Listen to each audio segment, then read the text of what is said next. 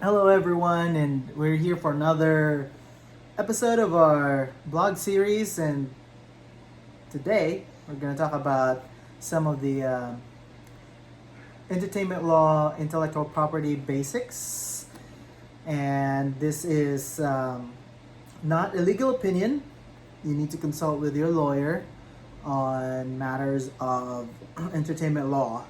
But there's a lot of creatives out there. They don't know how to handle intellectual property and some of the basics that you need to know. And one of the fundamental concepts of intellectual property when it comes to art is knowing the difference between trademark, patents, and copyright. So, trademarks have to do with businesses and like brands, basically, where consumers are protected, knowing that a particular brand, a particular trademark is associated with a particular business. And so the trademark protects that. And patents has to do mostly with like inventions, where it incentivizes inventors. So their ideas are protected for a certain amount of years, and no one can infringe upon their patents until their patents expire.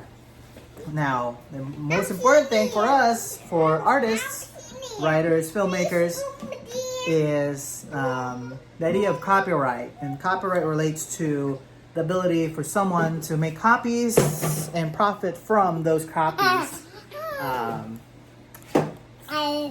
And those copies are from a piece of intellectual property. And defining intellectual property is key, because not a lot of people really understand what that means. Because property, you think of something tangible like this book, Copyright and Clearance by Donaldson, Michael C. Donaldson, where this is something physical. It's a piece of property. I own this. I paid 50 cents at our book sale for this, but retail is for $29.95. And the information here is very valuable. It has a lot of examples of particular contracts. And so when you talk about law, it's really about contracts, reading contracts, writing contracts, and knowing how to translate what the different parties want in the contract. So intellectual property means that it is a piece of property, but not something tangible. So, like ideas. Like this book is full of ideas. So, an idea becomes a piece of property when it becomes materialized. So, when Donaldson writes the contents of this book, it translates things in the head, in the mind, in the world of ideas, into tangible property.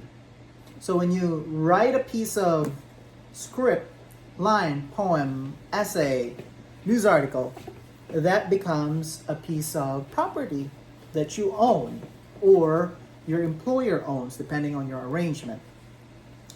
And so understanding that is key, because a project, a film, really starts with that intellectual property, that idea.